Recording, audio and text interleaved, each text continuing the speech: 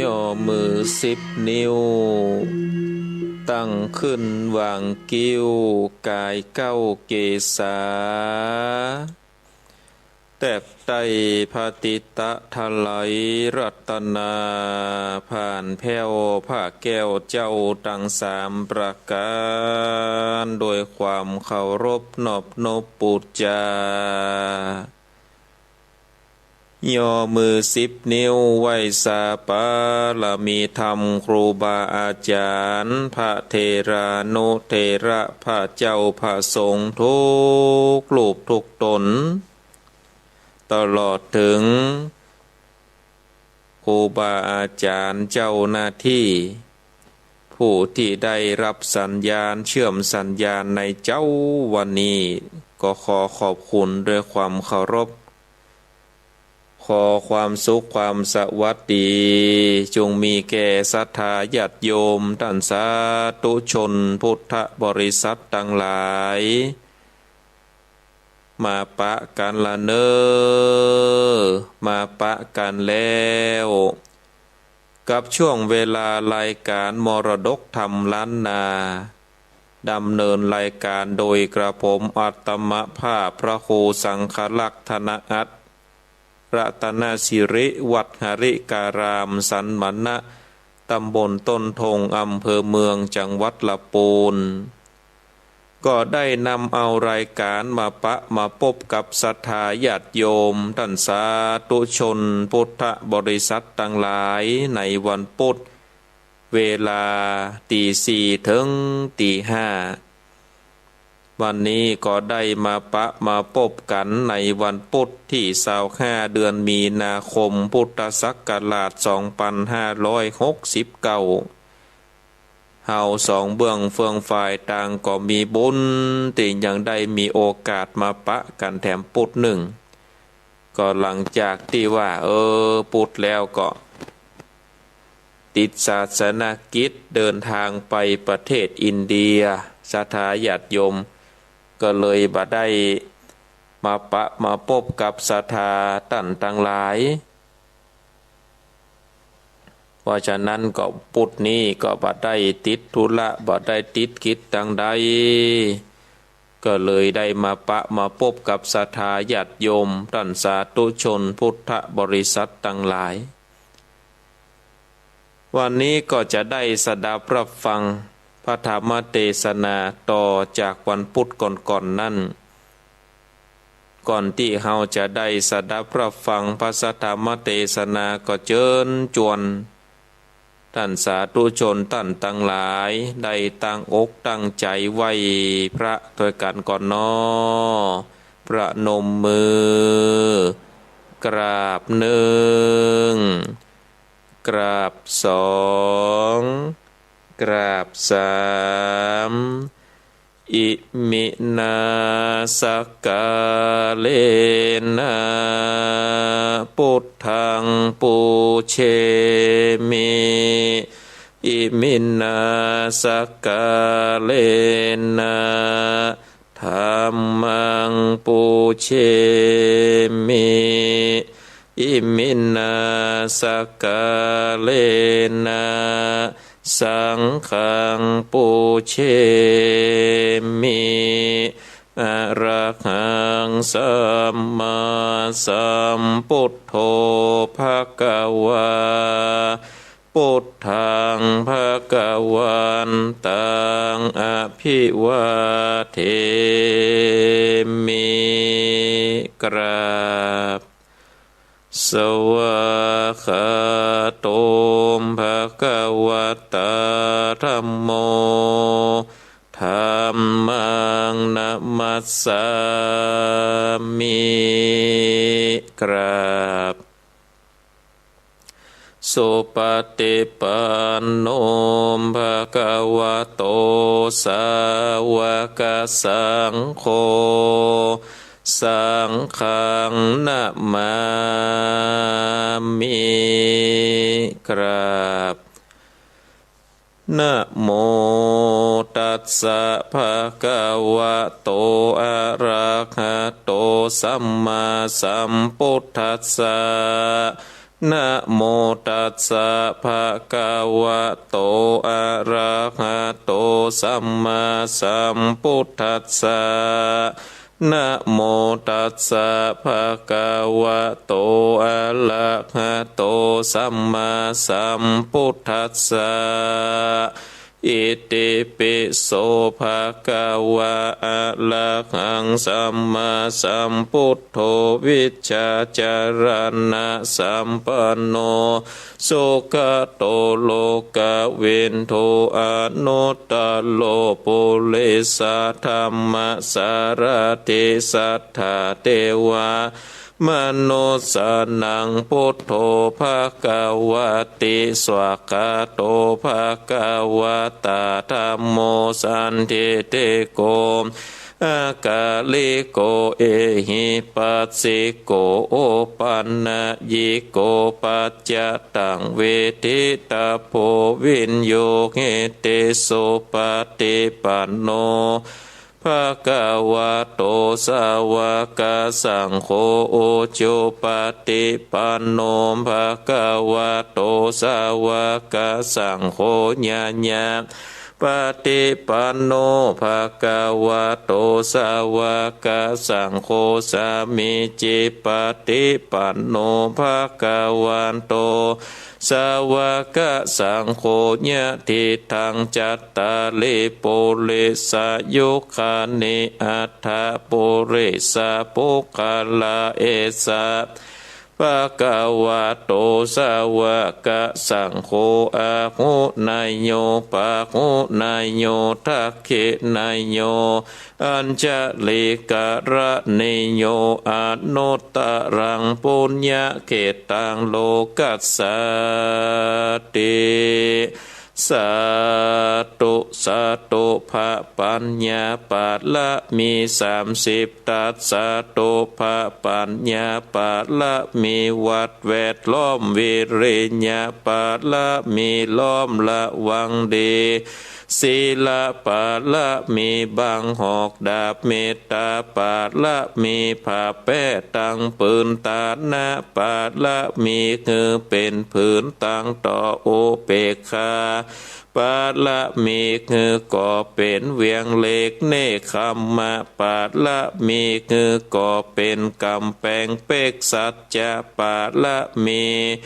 คือแวดละวังดีเป็นไม้ไตขันติปาดละมีกายเกิดเป็นหอกดาบบังนาไม้และปืนไฟอาทิธานาปาดละมีผ่านผ่าปล่อยตุกโกนตุกแข่งแข่งแข่งแรงแรงป่าฟูงมันผีสางภายเพศตุกตีพบที่ปังไปนีนางแม่ทอละเนอาสาจันโสสะเหมือนฟันอยู่ข้างข้างน้ำนาทีนองกวางต่อกวางแตกตีฟองนั้นนองนั้นนอกกลายเป็นข้าวตอกดอกไม้มาถวายปูจาผ้าแก้วแก่นไทยสัตตันพระพุทธังเลยจุงมาภายโพดจุงอนุญาตโตดโพดภูคาแต่ดีลีนางแม่ทอดละนี้ออกมาลีดมวยผมอยู่ข้างจางให้ขายข้าจังงาซับดินโพนน้ำนาทีลงพาดภายขอจ้างภายคักตบเต้าพระยามานล่องเอาปูนกัวกับยอมมือคืนตุนหัวใส่กราวว่าภูคานี่ได้ชื่อว่าเป็นโลกศิกพระพุทธเจ้าตนมีบุญสมปานอันมากนักพระพุทธเจ้าจริงตังพระปัญญาปาละมีไว้เก่าจันตังไว้ตังนาก็ได้เก่าจ้านต่างไหวต่างลางก็ได้เก่าจ้านต่างแต่หัวแผ่วตีนก็ได้เก่าจ้านต่างแต่ตีนแผ่วหัว ก็ได้กล่าวจ้านแสนว่าลูกปืนจากมาสะเมอเหมือนดังฝนแสนหาก็บ่มีจากมาไกลใดข้าพระเจ้าเลยได้ไว้ว่าพระพุทธกุณังพระธรรมกุณังพระสังฆกุณังพุทธอินตา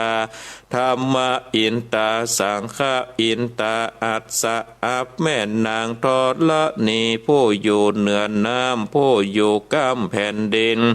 การว่าผู้ข้าได้ละเนอเกิดถึงโกนพระพุทธเจ้าโกนพระธรรมเจ้าโกนพระสังฆเจ้าโกนพระปิตาโกนพระมันดาโกนพระโอปัชฌาย์ครูบาอาจารย์โกนแก้วเจ้าทั้งสามประการโกนแดดโกนฝนโกนน้ำโกนลมโกนดินโกนไฟโกนโกดสัตว์ละเจ้าโกนพระเจ้าตนภาวนาก็ดีโกนนางถัดละเจ้าก็ดีโกนพระปัจเจกพุทธเจ้าก็ดีโกนแม่ธรณีเจ้าก็ดีขอจงมารักษาตั้งกำนากำลังยังตนตัวแห่งผู้ข้าในวันนี้คืนนี้ยามนี้จิมแดดเตอนะอุดนะอาดนะปาดนะปิดพระเจ้ามีฤทธิ์ปิดโดยพุทโธนะโมพุทธาญะวะบังบังอมสวากขาพุทโธพุทธังคักษาธัมโมธัมมังคักษาสังโฆสังฆังคักษาพุทโธพุทธังอะระหังธัมโมธัมมังอะระหังสังโฆสังฆังอะระหังพุทโธพุทธังกันหะธัมโมธัมมังกันหะสังโฆสังฆังกันหะพุทโธเมนะโธธัมโมเมนะโธสังโฆเมนะโธอายุวันโนสุขังภะลังกราบหนึ่งกราบสองกราบสามเอาละศรัทธาญาติโยมท่านสาธุชนพุทธบริษัททั้งหลายเฮาท่านทั้งหลายได้ไหวพระได้กล่าวกัมปูจาพระรัตนตรัยก็ปริปุณังจบลงไปเป็นที่เรียบร้อยเชิญชวนศรัทธาเฮาท่านทั้งหลายได้ตั้งอกตั้งใจสดับรับฟังพระสัทธรรมเทศนาแบบพื้นบ้านล้านนาก็จะได้เทศนาธรรมจากเข็บหัวแสงโภคต้วนห้าก็เชิญชวนได้สดับรับฟังโดยกันไปเนอ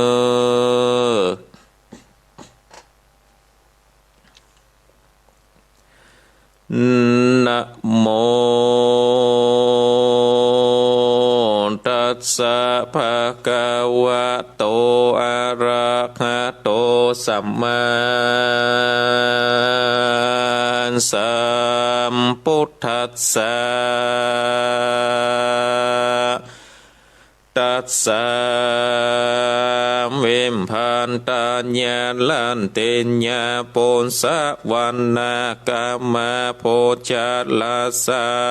เคขังอาคับมาเสนเตสัตโวโดลาสัมโพเลสะตั้งหลายตั้งยิงใจน้อยใหญ่ผู้ไฟคอยขันเองในใครเลวไว้ไปหลอดเวียงแก้วยอดเนรลำปานจริงแปลงใจบานอ่อนน้อมมานั่งพร้อมฟังธรรมจงดาจำติดต่อตามบาทขอบาลีว่าตัสสะวิภาตาญาลัตเตญาการเกินนันแจ้งลุ่งตาวันปุงพดมานางปนสะวันนาเขียนลอยทุกเอาไม่เมาวนกอดรีบเรรนไปสู่ยังที่อยู่เกคาแข่งกามาโพจักกาจาบาน แล้วก่าวตานใครจะลำดับมาแต่เก้าทานลาบต่อเต้าถึงไปว่าข้าแต่ป้อนายเคยพูนใหญ่ข้างอนไม่นำนาเหตุสาบมีกาแข่งข้าไปลอดป่าตั้งวันเป็นนิรันดร์จานใจบอกขาดใดวันใดวันว่าไปแต่เจ้าเป็นดังเก่าเดิมอ่อนถึงยามตอนบ่ายใจก็ปอกไหวขึ้นมาข้าหลอลาอยู่ท่าเถิงคำลาลงแรงตามวันแดงย่อนคอยลาเปลี่ยมน้อยเข้าเขียวก็บอกหันเหลวคืนสูญยังที่อยู่เหือนตนใจข้าเววนไหววันบ่อตั้งมันสันดีถึงลอยที่เสียงขอตาวันสอดพดมาสามีกาแห่งข้าก็บ่อปอกน้ำมาเฮือนใจข้าเฟื่อนลายหลากจำตกยากอ่านนานทาขอป้อกุณาช่วยข้าเงือตกโศกกระเบาบางแดดเตอที่นั่นกามาโพจากาจาบานก็กล่าวตานกำไปว่ากรรมอันใดนางกล่าวคือเขาคู่ข่าวกินยาว่าสามีกาห่วมข้างไปปากกว้างเลยหายเฮาโกดหมายงูที่บอบมีที่สังกาเหตุวันวายามคำการละพั่มเศร้านอนพรานดงดอนปูดเท่าได้มาบอกเล่าไข่ปานว่าตัวแข่งมันนั่นใส่เข้าป่าไม้วันวาดันเฟยนาคมยาเปื่อสอดลากว่างฟานได้ไปหันใจคนหนึ่งใส่เก็บเหตุไว้น้ำนาแล้วมอนลันนามวยมอดย้อนงูตอดตัวมันมือยังผันบ่ภาคบอดลุดจากตรงป่าพรานดงน้าใจกระจริงได้คางูตายแล้วผ่านภายหลีบเงาออกจากดาวดงดำมาไข่กำกาวโอคือข่าวหูตามลายเข้าได้หมายเมียดไว้ว่าจากคือขาดใจขนการผู้จันนันห้องเป่าไปทำข่าวขี้ยาตามเกหาน้อยใหญ่คือเสียงควายสงสัยว่ามีคนใดหนุ่มเท่าเข้าป่าเศร้าดงนาบ่อปอกมาสู่ห้องยังตกอยู่ต้องดงควางบัดนี้นางมากล่าวคือหูเก่าถึงหูเขาข้านิ่งดูสันทีบ่มีที่สงสัยใจคนใดมวยมั่งอยู่กลางป่ากว้างดงดานตามดังนายพรานใจกล้าสอดดันป่าไปกันแล้วมาไข่ปันเป็นแก่นใจนั้นแม่นผวนนางและนาเอวังบุตเตกันว่านายบานพูนใหญ่กล่าวเสียงควายกำจานางโปรดสะวันนานอนเนาทุกโศกเศร้าตัดนัดใจน้ำตาไหลอาบย้อยเละลำถอยลายพระการและนาอัฏฐกามะโพชโกที่นั่นจะบานปูนใหญ่ขันนางขีร้อยปุษสะวันนาทุกเครื่องกามบอดน้อยน้ำตาก็มาย้อยลำไหลจริงจากไข่กาวจีเกิดแจ้งที่ตามธรรม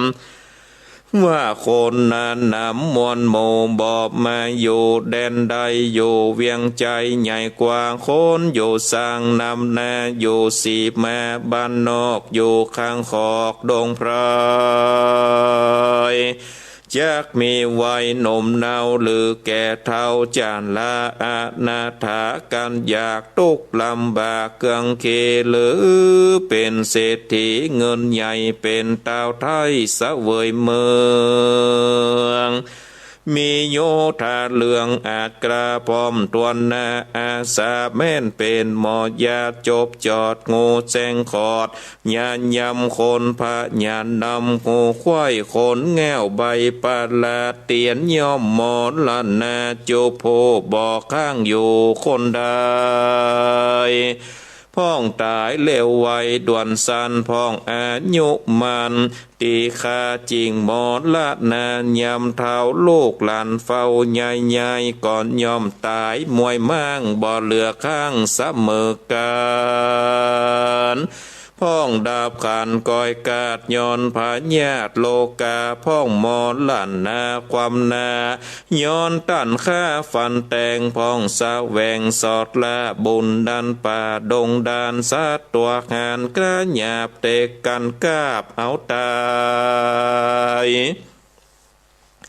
พ้องโคงควายเลี้ยงต้องตามบวกล่องนองวังได้หมอนลันนังขวาดคำย้อนตกน้ำจมกายพ้องก็แม้ตายความหน้าตามนำตาหิมตางพ้องตามในดงควางเตือนทองพ้องตายในห้องเกคาพ้องต้านยับมาใส่คอกบอดได้ออกเลยตายคนหญิงใจจูผู้อ่อนสร้างอยู่โลกาย่อมมรณามวยเมืองบอดเหลือข้างซับมือกัน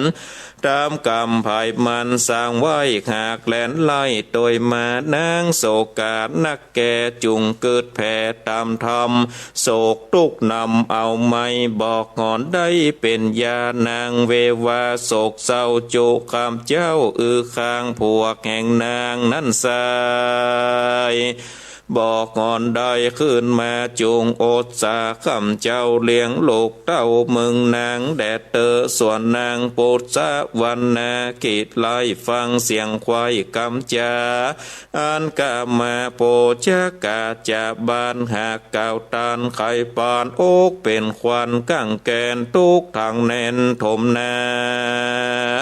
แล้วรีบลามาสู่ยังที่อยู่เงินตนและนาสาปันนาอาคันตัวอันว่านางโปดสะวันนาเกตไลตุกเฮาไม่เผาล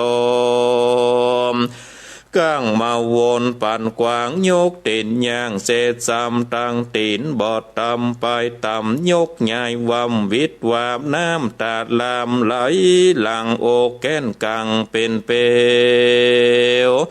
การว่าเตียวมันลอดเติงที่จอดเกกาเอาแขนก้ำขวากอดลูกอายเอาแขนกำซ้ายกอดกุดละวันนะกุบมานลำกำผ่านล่องหาย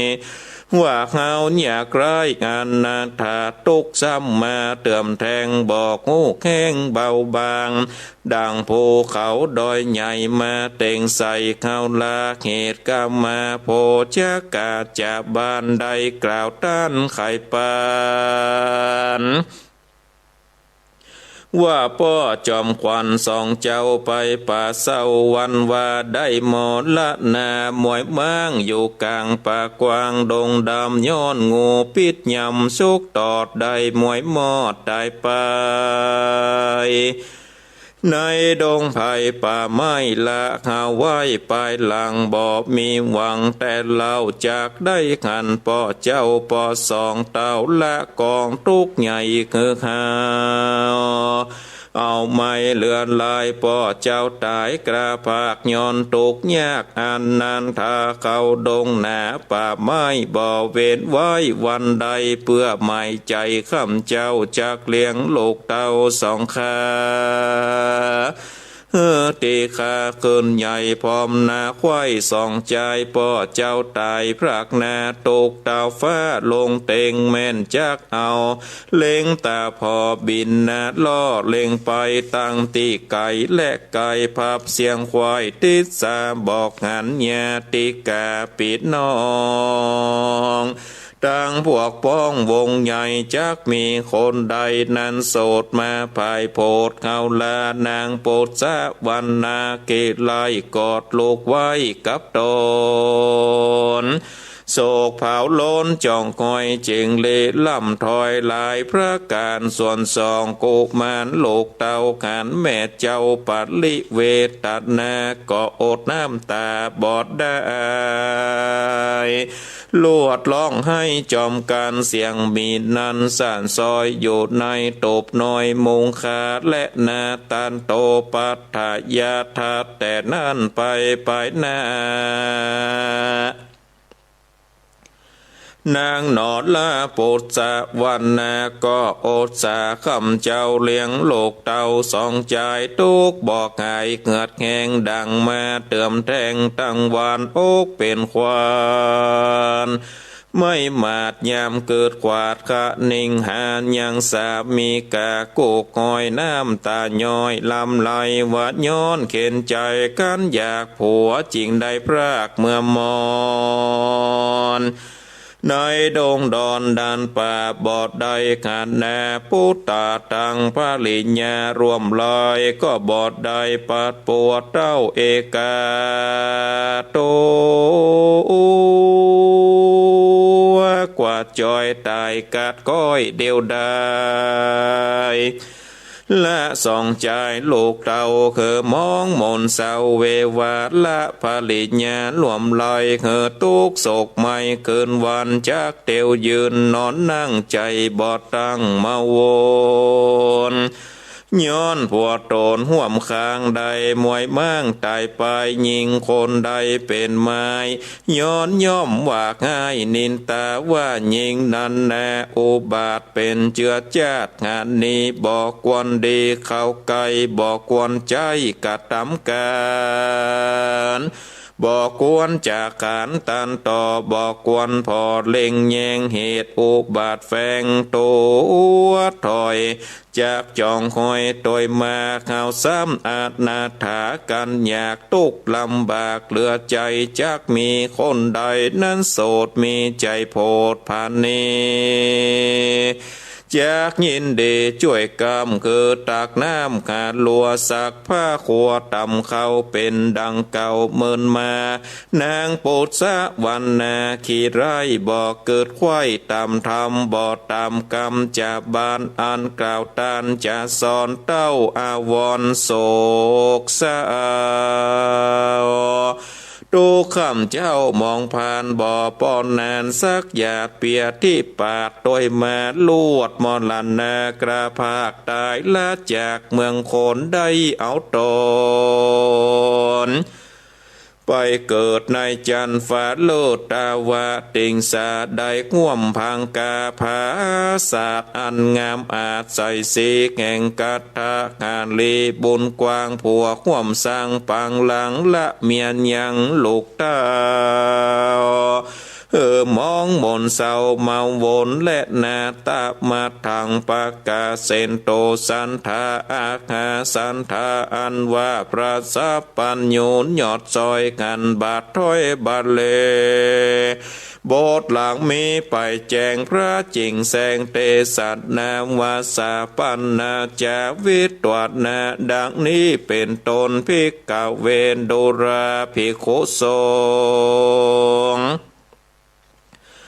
ตนระลงสินใสบ่อเศร้าเจือจัดเจ้าอานเลนญาสาวกาส่วนนางปุษะวันนานอนลาทุกโศกรามองเงาบอกหูบันเตาเอาไม่บอกเกิดควายตามธรรมคือทุกโศกกรรมข้างคองอยู่ในข้องหัวใจทัดนั้นไปบอดจะเปียที่กระตัวหานก็มาปันถูกตองน้อยแข่งของอินทรีย์หายาดีบอดได้ย้อนตกไรอันนาถาลวดมอลนากระภาคเจวิตขาดวำวายละสองใจโลกน้อย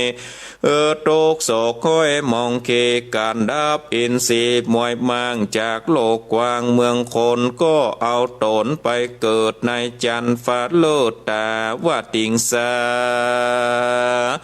เป็นเทวธิดาตนพาเสดวันนะโลดเจียงคานได้ห่วมวิมานภาศาสกับเทวโบตนองค์อาจจื้อกัตถะหานลีตุกบ่มีจ่องห้อยมีแต่จื่นจ้อยเจยบาดย้อนเจียงคานบ่อเศร้าอันสองเจ้าบนนาใดคักษาเมียดไว้เงียมอยู่โลกใต้เมืองโคดแม่นตาโลนกันอยากก็บอดละภาคเสียสินเต้าหาเกณฑ์เลี้ยงตองแม่นตามจ้องกองทามบอกกาตามกรรมหยาบอันเป็นบาปเงึกนาการมอดละนาความนาจากโลกละเมืองโคนจริงเอาตนไปเกิดในจันฟ้าเลิศคงสวรรค์โตขึ้นหวานจื่นจอยในภาษาส้อยเจียงจีและนาสวนศีลาวานะกุมารปีเก้าเป็นนอพระเจ้าบุญลายกับตนใจน้องลาผู้มีชื่อว่าโกนละวานนะกุมารตุกมาปานลายแหลเหตุปอบแม่ตายไปต่างลำไหลล่องให้จัดใจลำกำพานว่าบ่อปอนนานแต่แล้วป่อเป็นเจ้าเขาลาได้หมอนลานนามวยมั่งกลางปากกวางดงตันบอดได้ขานยังซากป่อเจ้าจากไห้โคดเขาสองคนปิดน้องทุกโศกตองนำนาคะนิ่งหาแต่ปอเกิดใจต่อตั้งวันบัดนี้แม่จอมควันติไวละหาไว้ตายไปแม่บ่อะไรลูกน้อย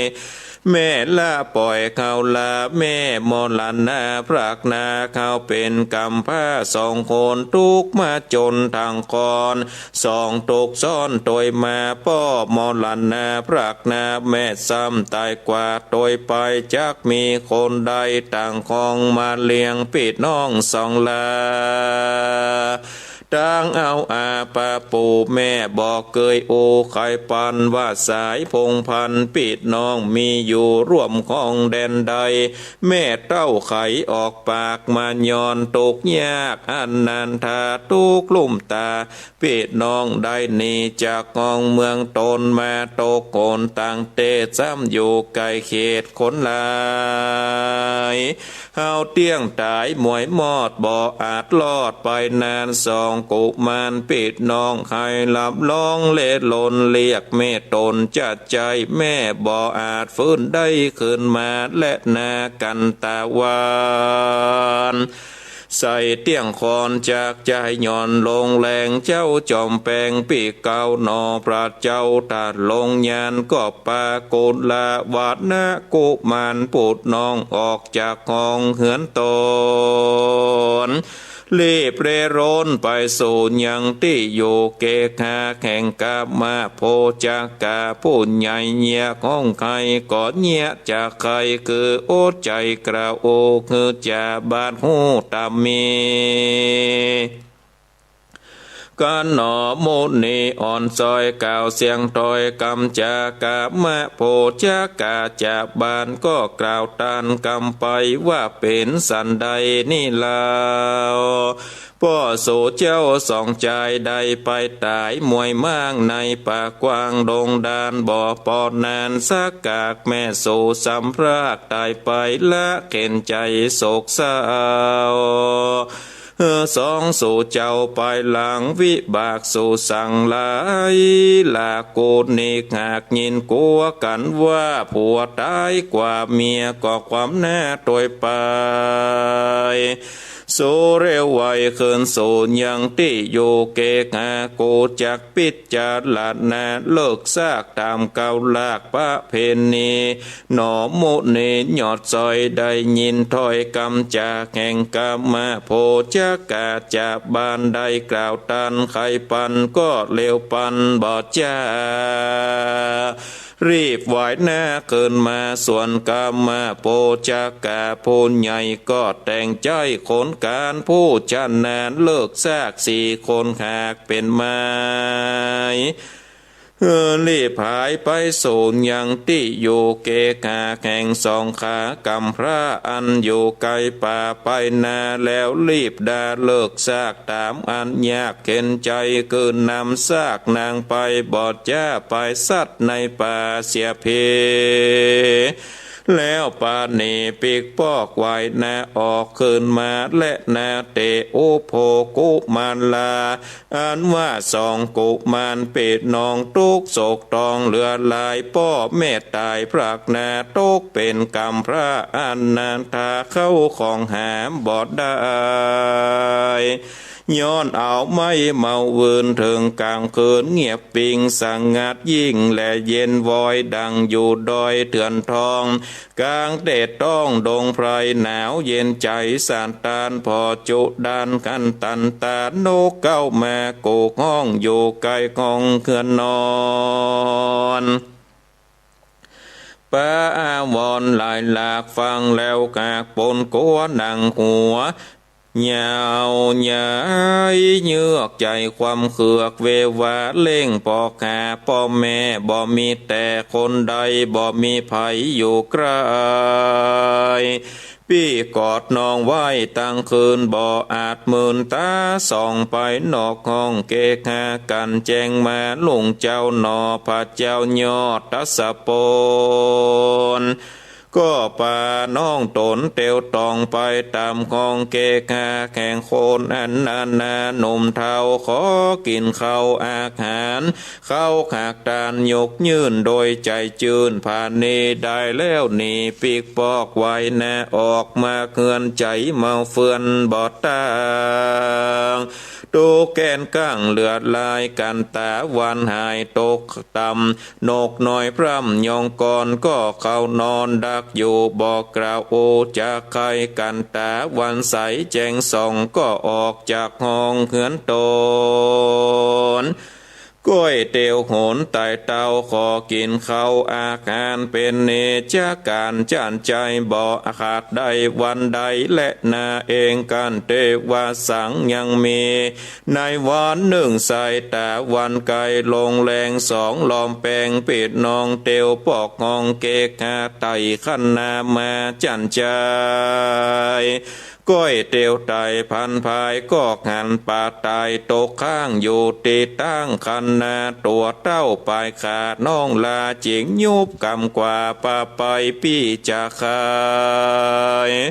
บอกเล่าแก่น้องเนาสายตาว่าป่าตัวนี้นาโดนใหญ่ปอเลี้ยงใส่ตั้งวันเฮาจากป่าการปิ้งจีกินเต็มตียำแรงสองลอมแปงปิดน้องออกเตียวตองภายพาดยังบอดตาน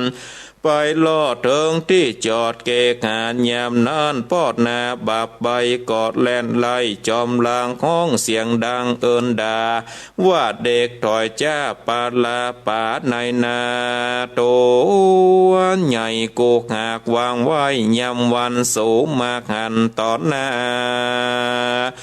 ปล่อยละกว่าเอาหนีสู่บ่อดีสักหยาดกูบ่อปงขาดวางไปมันเล่นเร็วไว้มาไกายเงียบส่องเจ้าไว้บัดเดียวกำแขนเร็วจักจ้องไปสู่ห้องเกกหาแห่งกามาโปจากาจาบานก็กล่าวตานใครจะเป็นมูสากล่าวถอยว่าสองเด็กน้อยตกผ่านมันใจหานอาจกาดลักปากแห่งข้าป่าไปป่าอยู่ในใสแต่ใสมันโจกออกใดเอานี้บ่ใจมีเต้าอีแต่ก่อนกี้เดิมมาป่าในนาน้อยใหญ่มันบ่ไว้เอากีนมีแต่หอยตีนต่วนดาวเข้าลมเต้าเป็นสายตุ่มใส่ไหลใส่ไว้หายจะใจตั้งวาดแม่นสองมันพี่น้องมาลักย่องเอาไปใจจังไลปูเท่าปองโตดใส่เจ้าลายพระการส่องกุกมันปิดน้องหมายได้อิ่มต้องยำแรง ทุกปล่อยแฝงมาไกลงอนเอาไม้เครื่องกาเจ้าบุญนาผู้ปีงอนว่าวีเลือใจจริงจากไขกล่าวตานบอกจากบ้านตำรายว่าป่าตายได้แต่ใส่ปอตัวใกล้ปอเมนขาทุกเข็นเตวสอดโพดมาลอดเล็งหันเหตุป่ามันติดข้างอยู่ติดตั้งคันนาบ่อใจป่าตัวใหม่ข้าจริงได้นำไปส่วนตุ่มและใส่นันใส่ข้าบอกงอนใดเกยกันบอกเกยผันหลักย่องนำไปสู่กองเกินนอนข้าเต้าเต้วจอนคำเจ้าแอวขอเอาเข้ามากินย้อนเมาวินโศกาเป็นกำผ้าขี่มองบ่ใจไปปองซ่อนสายลักของน้อยใหญ่ดิลีกันเจ้าบุญมีอ่อนน้อยกล่าวเสียงถอยกำจาใจปอดนาผู้ใบบอกเกิดควายอเวจีซ้ำไขว่าเตใส่โตดอันไล่โงดลายประการกอบมีและนาเนทิตาขีญาสังวันนาวิเศษจากงองเขตจากเขบหัวแสงผูกตวนหากอมบังกมสมเด็จสะเด็จเอาละศรัทธาญาติโยมท่านสาธุชนพุทธบริษัททั้งหลายเฮาท่านทั้งหลายก็ได้สดับรับฟังพระสัทธรรมเทศนาจะเข็บหัวแสงผูกตวนห้าก็ได้ปริปุณังจบลงไปก็ยังเหลือแหมลายผูกอยู่เนอกสถาญาติโยมเพราะว่าธรรมจะเข็บหัวแสงมีตึงมดนี่17ผูกตอนนี้เตดไปแล้ว5ผูกก็เหลือแถม12ผูกโอ้ก็เหลือเวลาแถมเป็น2-3 เดือนบนไหนสถาญาติโยมทวเตศกูปุดนี่นะแต่ว่าถ้าปุดไหนมาปุดไหนเว้นก็ใจเวลาแถมหลายเดือนอยู่เพราะฉะนั้นนี่สถาญาติโยมท่านสาธุชนท่านทั้งหลายก็อยู่เป็นกู้เป็นกีมเนาะอยู่ท่าสดับรับฟังไปเป็นปุดไปเรื่องจะเข็บหัวแสงนี่ก็จะเข้มข้นนะสถาญาติโยมก็เอ็นดูเนาะ2 เจ้ากุมารป่อก็มาโดนงูคบตายตีในกลางป่ากลางดอยแม่ก็มาเป็นตุกอกตุกใจเลยกึดไปกึดมาก็เลยมาตายไปแถมคนสถาญาติโยมเลยมากำพร้าตึงป่อตึงแม่มาแอวเสาะว่าหากินเสาะกินเป็นวันไปเนาะขอแอวขอตานกินเป็นวันเปิ้นถึงว่ากำเนาะสถาญาติโยมกำเฮยกำเนาะก็ไปเสาะหากินก็ไปหันป่าอยู่ในตั้งนากำลังจะยุบเอาป่าเจ้าของนาก็หันใส่ซึ่งเป็นคนขี้จิขี้ทีเนาะก็มาขนาบโตดใจว่าโอ้ป่านี่ข้านี่เอามาปล่อยหมดแต่วันวานี่วันนี้สู่ก็มันลักเอานี่สู่ก็มันลักเอาไปนี่นักแกเนอะเป็นขี้ลักขี้จกอย่างอี้ล้ำเหลือก็ปากับปฏิบ้านของแกบ้านบุญไปฟ้องไปร้องจะยับจะไหมเนาะจะยับจะปั๊บจะไหมซึ่งใจ2 กุมารนี่ก็มาเกิดอะไรอย่างเนาะหูว่าเป็นคนตุกคนอยากก็มาขับมาผ่านเหตุแต่ศรัทธาญาติโยมดังหลายก็เป็นกรรมเนาะเรื่องราวจะเป็นจะใดก็เจิญจวนศรัทธาญาติโยมท่านสาธุชนท่านทั้งหลายได้สดับรับฟังในผูกต่อไปเนาะในผูกต่อไปมาเร็วพอเวลาก็เหลือเวลาเต็ม10 นาทีจะได้เปิดสายให้กับศรัทธาญาติโยมท่านสาธุชนได้โทรมาแจ้งผลการนับฟังโทรมาโทรมาจ๋า ว่าอยู่ที่ไหนตั้งใดก็ ได้ได้จ๋าได้โทรมาเนอะที่เบอร์โทรศัพท์0865878177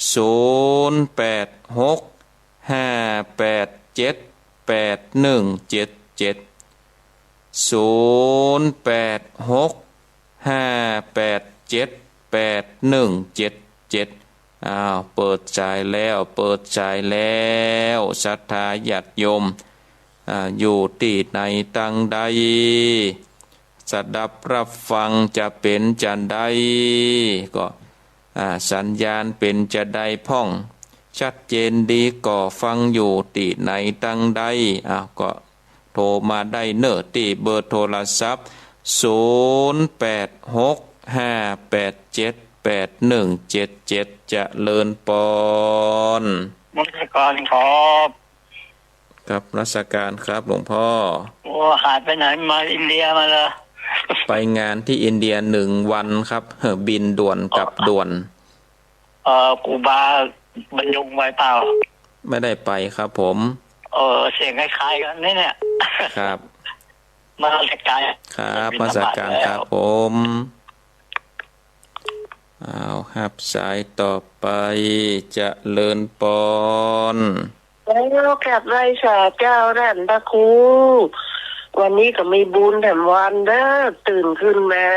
ได้ยินไก่ขันได้หันตะวันได้ไหว้พระฟังธรรมกับท่านพระครูธรรมแต่เจ้ามาแล้วเด้อแม่สุกแก้วบ้านศิลาพรสิทธิ์เตี้ยบ้านองหลับปูนเด้อเจ้าท่านพระครูเจ้าสาธุโมทนาชอบเจนดีนะขึ้น98.75ว่าถ้วยจ่องจากและเจ้าท่านพระครูเจ้าชัดเจนไปเลยเด้อเจ้าเด้อท่านพระครูสาธุสาธุสาธุเจ้าหับสายต่อไปจะเลินปอนนวัตการสมครูครับเอาเลยมันพอบุญยืนลำบากครับฟังชัดเจนดีชัดเจนดีเข้าใจดีฟังแต่เจ้าละเนาะครับโอ้ฟังทุกข้างครับโอ้ดีแล้วดีแล้วไปเป็นเกาะสัญญาณมันดังลำบากผมเด้อเกาะสัญญาณก็ตึงได้ฟังกันชัดเจนเนาะครับได้ฟังกันดังลำบากฟังกันเช่นดีท่านพระครูครับโอ้ดีแล้วดีแล้วครับอยู่เป็นกู้เป็นกีมกันไปโอ้หวังแถมหลายเดือนอยู่เนาะโอ้แถมหลายเดือนอยู่กาท่านพระครูเสร็จวันอย่างครับเตะวันพุธเนี่ยกะวันพุธเวลาเนี่ยนะครับเวลานี้เลยรอฟังวันต่อไปเนื้อป้อนเนื้อครับการนมัสการสาธุสาธุ0865878177 เจริญป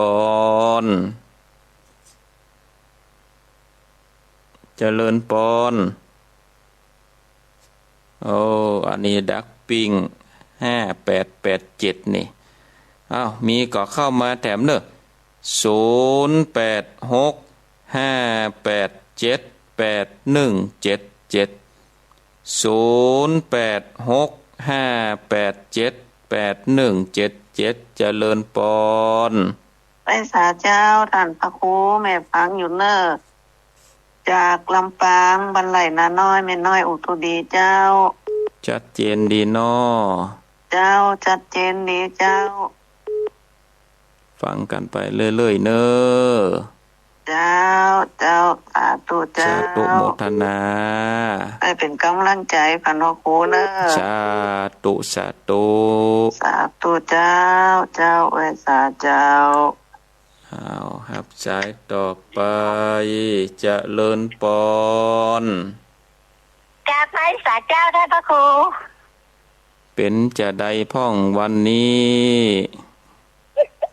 เป็นจะได้อยู่ที่ต้องหานะจ๊ะท่านพระครูนะจ๊ะหายไปหลายปุ้นเนี่ยการสัปปะยังเจ้าชัดเจนดีนะเจ้าสาธุโมทนา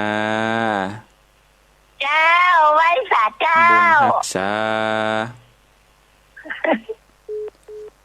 0865878177อยู่ที่ไหนตั้งใด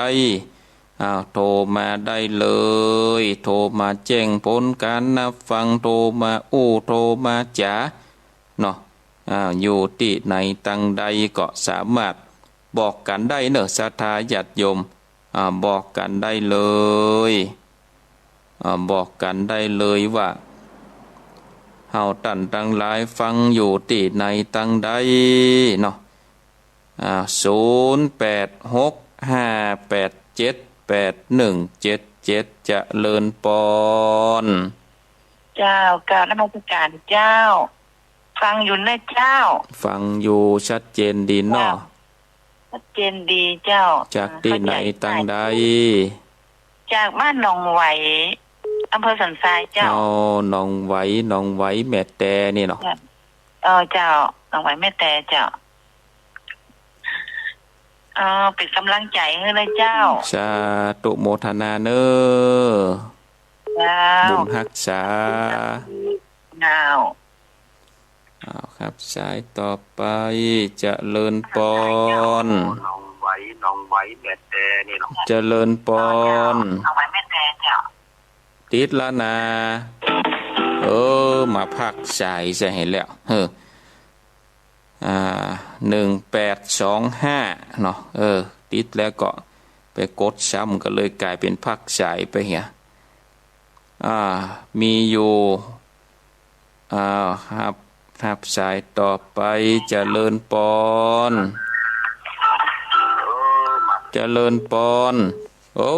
จะใดนี่ฟังวิทยุระบบฟังโทรศัพท์ขออนุญาตยกหูก่อน